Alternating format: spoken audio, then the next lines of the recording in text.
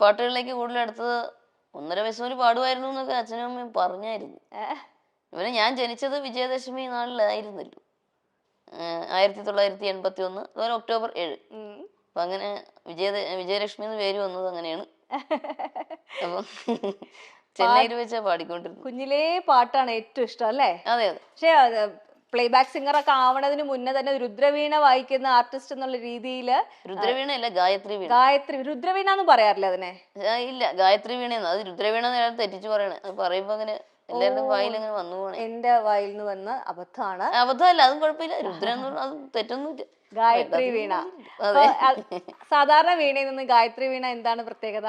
ഒറ്റ കമ്പിയിൽ ഇലക്ട്രിഫൈ ചെയ്ത് വായിക്കുന്നത്. ലോകത്തിൽ ആദ്യമായിട്ട് ഒരാളേ ഉള്ളൂ എന്നാണ് കേട്ടിരിക്കണത്. ഞാൻ മാത്രമേ ഉള്ളൂ തോന്നുന്നു എന്നാണ് എന്നാ തോന്നുന്നേ. എങ്ങനെയാ ഈ ഒരു സംഭവം കണ്ടുപിടിച്ചേ? ആരാ കണ്ടുപിടിച്ചേ? എനിക്ക് 15 വയസ്സുള്ളപ്പോഴേ എന്റെ കോ ബ്രദർ ചെന്നൈയിൽ നിന്ന് വന്നായിരുന്നു. അദ്ദേഹത്തിന്റെ പേര് വിനോദ് എന്നായിരുന്നു. അപ്പൊ അദ്ദേഹം എപ്പോഴും കളി സാധനങ്ങൾ നിർമ്മിക്കുമായിരുന്നു. അപ്പൊ കളിവീണ നിർമ്മിച്ചു. അതിൽ ആദ്യം ടങ്കീസ് ആയിരുന്നു, പിന്നെ ഒരു കമ്പി ഉപയോഗിച്ച് പ്ലാസ്റ്റിക് ബോട്ടിൽ ഉപയോഗിച്ച് നിർമ്മിച്ചു. അപ്പോൾ ഞാനാണ് അതിൽ സപ്തസ്വരങ്ങളൊക്കെ വായിക്കാൻ തുടങ്ങി. അച്ഛനോട് അമ്മയോട് സ്പൂൺ എടുത്തുകൊണ്ട് വരാൻ പറയും. സ്പൂൺ കൊണ്ട് ഉരച്ച്, spoon, screw driver, test tube, പല സാധനങ്ങൾ പരീക്ഷിച്ച് അപ്പോൾ അങ്ങനെ വായിച്ചു തുടങ്ങി. അപ്പോൾ 1997 നമ്മുടെ സ്റ്റേറ്റ് സ്കൂൾ ഫെസ്റ്റിവലിന് ക്ലാസിക്കൽ മ്യൂസിക്കിന് 1ാം സ്ഥാനം ലഭിച്ചു. അപ്പോൾ കുമ്മനം ശശികുമാർ സാറ് ഗായത്രി തമ്പുരു സമ്മാനം നൽകി. അച്ഛനാണ് ഒറ്റ കമ്പിയിൽ ഇലക്ട്രിഫൈ ചെയ്തു തന്നത്. ഇപ്പം ഞാൻ വായിക്കുന്നത് അച്ഛൻ സ്വന്തമായി നിർമ്മിച്ച വീണയാണ്. വിജിയുടെ ജീവിതത്തിലെ ഏറ്റവും വലിയ ശക്തി എന്ന് പറയുന്നത് വിജിയുടെ അച്ഛനും അമ്മയാണ്. അച്ഛനും അമ്മയുമാണ്. വിജിയെ ഇങ്ങനെ കൊണ്ട് എല്ലാ കാര്യങ്ങളിലേക്കും എത്തിക്കുന്ന രണ്ടുപേരുമാണ് അല്ലേ? ഈ ഒരു ഏറ്റവും വലിയൊരു ഭാഗ്യമാണ് അവരെ പോലെ 2 പേരൻസിനെ കിട്ടുക. അതാണ് ഏറ്റവും വലിയ ഭാഗ്യം ശരിക്കും പറഞ്ഞു. അച്ഛനും അമ്മയും എപ്പോഴും കൂടെ തന്നെ ഉണ്ടല്ലേ? കൂടെ തന്നെ ഉണ്ട്. എന്താണ് അച്ഛനും അമ്മയുടെ ഏറ്റവും വലിയ ആഗ്രഹം എന്ന് പറയാറുണ്ടായിരുന്നു അവര്? പാട്ടുകാരിയായി തീരുക, പിന്നെ അച്ഛനും അമ്മയും ഞാൻ കാണണമെന്നും പറയാറുണ്ട്. വ്യത്യസ്തമായ ആലാപന ശൈലിയിലൂടെ മലയാളികളുടെ മനസ്സിൽ ഇടം നേടിയ ഗായികയാണ് വൈക്കം വിജയലക്ഷ്മി. അടുത്തിടെ പുറത്തിറങ്ങിയ അജയന്റെ 2ാം മോഷണം എന്ന സിനിമയിലെ അങ്ങുവാനക്കോണില് മിന്നി നിന്നൊരമ്പിളി എന്ന ഗാനം ഹിറ്റ് ലിസ്റ്റിൽ ഇടം പിടിച്ച് മുന്നേറുകയാണ്. ഈ അവസരത്തിൽ തന്റെ ദാമ്പത്യ ജീവിതത്തിലെ പരാജയത്തെക്കുറിച്ച് പറയുകയാണ് വിജയലക്ഷ്മി. 1997 നമ്മുടെ സ്റ്റേറ്റ് സ്കൂൾ ഫെസ്റ്റിവലിന് ക്ലാസിക്കൽ മ്യൂസിക്കിന് 1ാം സ്ഥാനം ലഭിച്ചു. അപ്പോൾ കുമ്മനം ശശികുമാർ സാറ് ഗായത്രി തമ്പുരു സമ്മാനം നൽകി. അച്ഛനാണ് ഒറ്റ കമ്പിയിൽ ഇലക്ട്രിഫൈ ചെയ്തു തന്നത്. ഇപ്പം ഞാൻ വായിക്കുന്നത് അച്ഛൻ സ്വന്തമായി നിർമ്മിച്ച വീണയാണ്. വിജിയുടെ ജീവിതത്തിലെ ഏറ്റവും വലിയ ശക്തി എന്ന് പറയുന്നത് വിജിയുടെ അച്ഛനും അമ്മയാണ്. അച്ഛനും അമ്മയുമാണ്. വിജിയെ ഇങ്ങനെ കൊണ്ട് എല്ലാ കാര്യങ്ങളിലേക്കും എത്തിക്കുന്ന രണ്ടുപേരുമാണ് അല്ലേ? ഈ ഒരു ഏറ്റവും വലിയൊരു ഭാഗ്യമാണ് അവരെ പോലെ 2 പേരൻസിനെ കിട്ടുക. അതാണ് ഏറ്റവും വലിയ ഭാഗ്യം ശരിക്കും പറഞ്ഞു. അച്ഛനും അമ്മയും എപ്പോഴും കൂടെ തന്നെ ഉണ്ടല്ലേ? കൂടെ തന്നെ ഉണ്ട്. എന്താണ് അച്ഛനും അമ്മയുടെ ഏറ്റവും വലിയ ആഗ്രഹം എന്ന് പറയാറുണ്ടായിരുന്നു അവര്? പാട്ടുകാരിയായി തീരുക, പിന്നെ അച്ഛനും അമ്മയും ഞാൻ കാണണമെന്നും പറയാറുണ്ട്. അത് പ്രധാനമായിട്ട്. നല്ലൊരു ജീവിതം ഉണ്ടാകുക, ഇതൊക്കെ തന്നെ.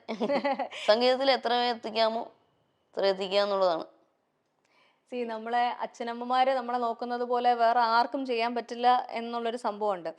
ഈ അച്ഛനമ്മയും കൈ പിടിച്ച് കൊണ്ട് നടക്കുന്നതിനൊപ്പം അവരും ഒരു എന്താ പറയാ, വിജിയുടെ കൈ ഒരാളെ പിടിച്ച് ഏൽപ്പിച്ചിരുന്നു സന്തോഷത്തോടു കൂടി. പക്ഷെ നമ്മൾ വിചാരിച്ചതുപോലെ എല്ലാ കാര്യങ്ങളൊക്കെ. അതിനെപ്പറ്റി പറയാൻ വിഷമമുണ്ടെങ്കിൽ വേണ്ട. എന്തിനാ വെറുതെ. ഇപ്പൊ അദ്ദേഹം ഇപ്പം അദ്ദേഹം ഇങ്ങനെ അറിഞ്ഞിരിക്കുന്ന അദ്ദേഹം വേറെ വിവാഹിതനായി ജീവിക്കുമല്ലേ, നമ്മളായിട്ട് വെറുതെ. അങ്ങനെയാണ് മാമനൊക്കെ പറഞ്ഞത്.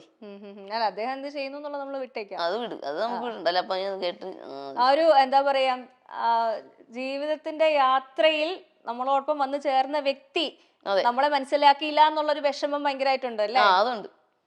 നമ്മുടെ ദുഃഖം എന്താണെന്നോ എന്താണ് വിഷമമെന്ന് മനസ്സിലാക്കാതെ പെരുമാറുക. അച്ഛനും അമ്മയും പാടില്ല, അവരൊക്കെ അകറ്റുവാൻ നോക്കുക അതായത് എല്ലാം ഒറ്റയ്ക്ക് എല്ലാവരെയും കൂടെ അച്ഛനും അമ്മയും മാത്രമല്ല എല്ലാവരെയും അകറ്റാൻ നോക്കിയ നമ്മൾ സമ്മതിച്ചില്ല.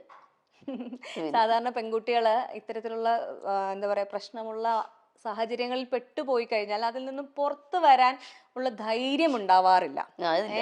പക്ഷെ വിജി സത്യത്തിൽ ഒരു വലിയൊരു പ്രശ്നത്തിൽ നിന്നും രക്ഷപ്പെട്ട് കരകയറി എന്നാണ് ഞാൻ വിശ്വസിക്കുന്നത്. ആ ധൈര്യം എങ്ങനെ കിട്ടി? അത് പണ്ടേ എനിക്ക് അങ്ങനെ വാശിയുള്ള സ്വഭാവം. എന്താണെങ്കിലും നമുക്ക് ഇഷ്ടമില്ലാതെന്ന് പറഞ്ഞാൽ എന്തൊക്കെ നിർബന്ധിച്ചാലും നമ്മള് ചെയ്യൂല. അപ്പൊ ആ വാശി ഞാൻ അവിടെയും കാണിച്ചു. അത് തന്നെ. വിജിയോട് നടക്കില്ല. വിജിയെ അകറ്റാൻ ശ്രമിച്ചത് വിജിയുടെ ഏറ്റവും പ്രിയപ്പെട്ട പാരന്റ്സിൽ നിന്നും അതേപോലെ തന്നെ വിജിയുടെ സംഗീതത്തിൽ നിന്നും കൂടിയാണ് അല്ലേ? എല്ലാം കൂടെ പേരൻസിനെ പറ്റുമ്പോൾ നമ്മുടെ സംഗീതത്തിനെയും ബാധിക്കുമല്ലോ. നമ്മുടെ മനസ്സിന് വിഷമം വരുമ്പോൾ സംഗീതത്തെയും ബാധിക്കും. പിന്നെ പുള്ളിക്ക് മിണ്ടിയ ദേഷ്യമൊക്കെ അങ്ങനെയൊക്കെ ആയിരുന്നു. മിണ്ടിയ ദേഷ്യം അതിപ്പോൾ നമ്മൾ പാട്ട് കേൾക്കുമ്പോഴേ കൈ കൊട്ടുക, താളം പിടിക്കുക, എല്ലാത്തിനും ദേഷ്യം. ഞാൻ പറയാതെ ദേഷ്യം വെച്ചോണ്ട് അവിടെ എങ്ങനെ പോയി ഇരിക്കാൻ പറ്റും, ഇങ്ങോട്ട് വരണം, നീ അത് വേണ്ടെന്ന് പറയും. ഈ ഒരു സ്പിരിറ്റ് സത്യം പറഞ്ഞു കഴിഞ്ഞാൽ നമ്മളെ ഒത്തിരി ബുദ്ധിമുട്ടിലൂടെ കടന്നു പോകുന്ന ദാമ്പത്യത്തിൽ നിൽക്കുന്ന ഒരുപാട് പേർക്കൊരു ഇൻസ്പിറേഷൻ ആവട്ടെ. കാരണം നമ്മുടെ ലൈഫ് മൊത്തത്തിൽ ഒരാൾക്ക് അടിയറവ് പറഞ്ഞ് കീഴടങ്ങി കൊടുക്കേണ്ടതല്ല, പറ്റില്ല. പ്രശ്നമാണെങ്കിൽ പുറത്തു വരാനുള്ള അത് തന്നെ ഊർജ്ജം മറ്റുള്ളവർക്ക് ഉണ്ടാവാൻ വേണ്ടിയിട്ടുള്ള ഒരു ഇൻസ്പിറേഷനും കൂടിയാണ് കേട്ടോ വിജി. അതെ. പിന്നെ അല്ലാണ്ട് അങ്ങനെ കീഴടങ്ങേണ്ട ആവശ്യം എന്താ? പണിയില്ലേ, അതിന്റെ ആവശ്യമില്ല. ലൈഫിലെ ഏറ്റവും വലിയ പ്രേരണ എന്താണ്? പ്രേരണ അച്ഛനും അമ്മയുടെയും പ്രോത്സാഹനം. ഇതൊക്കെ തന്നെ അച്ഛൻ്റെ അമ്മയുടെയും പ്രോത്സാഹനമാണ്. പിന്നെ ഇത് നമ്മുടെ സ്വന്തം ഇഷ്ടപ്രകാരം ആരും പറഞ്ഞിട്ടല്ല കേട്ടോ. അച്ഛനും അമ്മയൊന്നും എന്നാ നീ വേണ്ടാന്ന് വെച്ചേക്കെന്ന് പറഞ്ഞിട്ടില്ല. കാരണം നിന്റെ തീരുമാനമാണ്, നിന്റെ ജീവിതമാണ്, നീ ആലോചിച്ച് തീരുമാനിക്കുക. എല്ലാവരും അങ്ങനെയാ പറയുന്നത്. നല്ലൊരു ധൈര്യം മനസ്സുണ്ടാവുക എന്ന് പറയുന്നത് വലിയ കാര്യമാണ് കേട്ടോ. അതെ, അതാരും പറഞ്ഞിട്ട് ചെയ്തതല്ല. അങ്ങനെ ഒരു ധാരണയൊക്കെ പുള്ളിക്കൊക്കെ എല്ലാവർക്കും ഉണ്ട്. ഞാൻ പറഞ്ഞിട്ടാണ് ഒന്നുമില്ല. അല്ല നമ്മള് എന്താ പറയാ, നമുക്ക് നല്ലത് പറഞ്ഞു തരുന്നവരുടെ കേട്ട് കഴിഞ്ഞാലും കുഴപ്പമില്ലല്ലോ, തെറ്റൊന്നും ഇല്ലല്ലോ. പറഞ്ഞു എന്ന് വെച്ചല്ലേ. പോട്ടെ, അതൊക്കെ പോട്ടെ. MG സാറ് പറയണം അത് വിട്, അത് വിടാം അല്ലേ. അത് വിട്ടിട്ട് നമ്മൾ മുന്നോട്ട് തന്നെ പോവുകയാണ്. ലൈഫിൽ ഒരുപാട് നല്ല നല്ല കാര്യങ്ങൾ നമുക്ക് പറയാനും സംസാരിക്കാനും പ്രവർത്തിക്കാനും ഒക്കെ ഉണ്ട്. അത് തന്നെ. ഇപ്പൊ സിനിമ പാടിയ പിന്നെ ആരാധക വൃന്ദങ്ങൾ ഒന്നുകൂടി പണ്ടത്തേലും ഒന്നുകൂടി കൂടി. ഇപ്പൊ ഒരു എന്താ പറയാ സെൻസേഷൻ ആയി മാറിക്കൊണ്ടിരിക്കുന്നത്. നമ്മൾ തുടക്കത്തിൽ പറഞ്ഞു പോയി ARMലെ പാട്ട് എന്ന് പറഞ്ഞു കഴിഞ്ഞാൽ അപ്പൊ ഒന്നുകൂടെ സൂപ്പറായി ഇന്റർനാഷണൽ എന്ന് തന്നെ പറയാ. അദ്ദേഹം വേറെ വിവാഹിതനായി ജീവിക്കുന്നു എന്നാണ് അറിഞ്ഞത്. നമ്മുടെ വിഷമം ഒന്നും അറിഞ്ഞു പെരുമാറില്ല. അച്ഛനെയും അമ്മയും എന്നിൽ നിന്നും അകറ്റാനാണ് നോക്കിയത്. അവരെ മാത്രമല്ല എന്നിൽ നിന്നും എല്ലാവരെയും അകറ്റാൻ നോക്കി. നമ്മൾ അത് സമ്മതിച്ചില്ല. അതിൽ നിന്നും കരകയറാൻ സാധിച്ചു എന്നതാണ്. പണ്ടേ ഞാൻ അങ്ങനെയാണ്.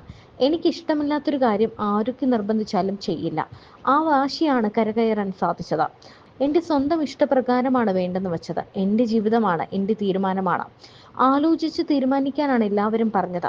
തൻ്റെ കാര്യങ്ങളെല്ലാം നോക്കുന്നത് അച്ഛനും അമ്മയുമാണെന്നും അവരെ പോലെയുള്ള മാതാപിതാക്കളെ കിട്ടിയത് തൻ്റെ ഏറ്റവും വലിയ ഭാഗ്യമാണെന്നും വിജയലക്ഷ്മി പറയുന്നു. താൻ വലിയൊരു പാട്ടുകാരി ആക്കണം എന്നതായിരുന്നു അവരുടെ ആഗ്രഹം. ഞാൻ അവരെ കാണണമെന്നും അവർക്ക് ആഗ്രഹമുണ്ടെന്നും വൈക്കം വിജയലക്ഷ്മി പറയുന്നുണ്ട്. പാട്ടുകളൊന്നും ഉണ്ടാവില്ല, എല്ലാം ഡീപ്പായിട്ടുള്ള കാര്യമായിട്ടുള്ള. ഇപ്പം ദീപു എന്ന് പറയുന്ന മ്യൂസിക് ഡയറക്ടർ മലയാളിയാണ് എന്നുള്ളത് പോലും നമുക്ക് ഇപ്പോഴാണ് ഒരു അറിവ് കിട്ടുന്നത്. കൂടുതലും തമിഴിലൊക്കെയാണ് ഫേമസ് ആയിട്ടുള്ള പാട്ടുകൾ ചെയ്തിരിക്കുന്നത്. അപ്പൊ അദ്ദേഹമായിട്ട് ഉള്ള പരിചയത്തിനെ പറ്റി ഒന്ന് പറയൂ. അടിപൊളി പരിചയം. ഇപ്പോഴും വിളിക്കാറുണ്ട്. ഇന്നാളും കൂടെ വിളിച്ചിട്ടെ, ഈ പാട്ട് കേട്ട് കഴിഞ്ഞിട്ടും വിളിച്ച് സന്തോഷമായി, എന്നാലും നമ്മളെ പാട്ട് ഹിറ്റ് ആയല്ലോ. അപ്പൊ ഞാൻ പറഞ്ഞു എനിക്ക് സന്തോഷമായിട്ടോ ദീപ്, നമുക്ക് ഇനിയും കൂടാം. അതിൽ അടിപൊളിയാ. ചേച്ചി എന്നും പറയും. നമ്മളെ ഇളയതല്ല, അപ്പൊ ചേച്ചി എന്ന് വിളിക്കണം. വിജയ് ഏറ്റവും കൂടുതൽ ഫ്രണ്ട്സ് ആയിട്ടുള്ള മ്യൂസിക് ഡയറക്ടേഴ്സ് ആരൊക്കെയാ? എല്ലാവരും ഫ്രണ്ട്സ് ആട്ടോ. ഇപ്പൊ M ജയചന്ദ്രൻ സാറും എല്ലാവരും. ഇപ്പം ദീപു സർ, മുരളീകൃഷ്ണൻ, ഗുരുവായൂർ മുരളി സാർ, ഇഷ്ടം പോലെ ഉണ്ട് കേട്ടോ ഫ്രണ്ട്സ് ആയിട്ടുള്ള. മെൽവിൻ ഉണ്ട്. പുതിയ എല്ലാവരും ഫ്രണ്ട്സാ. ഈ ഒരു എന്താ പറയാ, ഈ പാട്ട് ഇത്രയും വലിയൊരു ഹിറ്റ് ആവുമെന്ന് പ്രതീക്ഷിച്ചിരുന്നോ ARMലെ? ഇത്രയും പ്രതീക്ഷിച്ചില്ല കേട്ടോ. എന്റെ അത്ഭുതമായി പോയി. പിന്നെ നിഖിൽ ഭായി ഒക്കെ ഉണ്ടല്ലോ, കാറ്റെ പഠിപ്പിച്ചത്. പുള്ളിയൊക്കെ ആയിട്ടും കൂട്ടാട്ടോ. നിഖിൽ ഭായി ആണുള്ളത് ആദ്യം പഠിപ്പിച്ചത് കാറ്റെ. അവിടെ സിംഗർ നിഖിൽ രാജ് അല്ലേ? സിംഗർ. അതെ. എല്ലാരും കൂട്ടാണ്. അടിപൊളിയല്ലേ. ഗോപി സുന്ദർജി. ഗോപി സുന്ദർജിയുടെ കുറെ പാടിയായിരുന്നു. സത്യ എന്നുള്ള മൂവിയില് ചിന്തിച്ചോ നീ ശരിക്കും ചിന്തിച്ചോ നീ, ആ പാട്ട് കേട്ടില്ലായിരുന്നോ? സത്യ. പിന്നെ അതൊരു പാടിയിട്ടുണ്ട്. പിന്നെ പാട്ടുപെട്ടി എന്നൊരു സിനിമ, അത് തന്നില്ല, പോളിടെക്നിക്കില് പാടിയിട്ടുണ്ടായിരുന്നു. ദീപക് ദേവ് സാറൊക്കെ ഇട്ടിമാണിയിലൊക്കെ പാടുന്നത്. എല്ലാരും ഫ്രണ്ട്സ് ആട്ടോ. എനിക്ക് വടക്കൻ സെൽഫിയിലെ പാട്ട് കേൾക്കണം. നമ്മുടെ ഷാൻ റഹ്മാൻ അടിപൊളിയല്ലേ. പുള്ളിയും ചേച്ചിന്ന് തന്നെ വിളിക്കണം.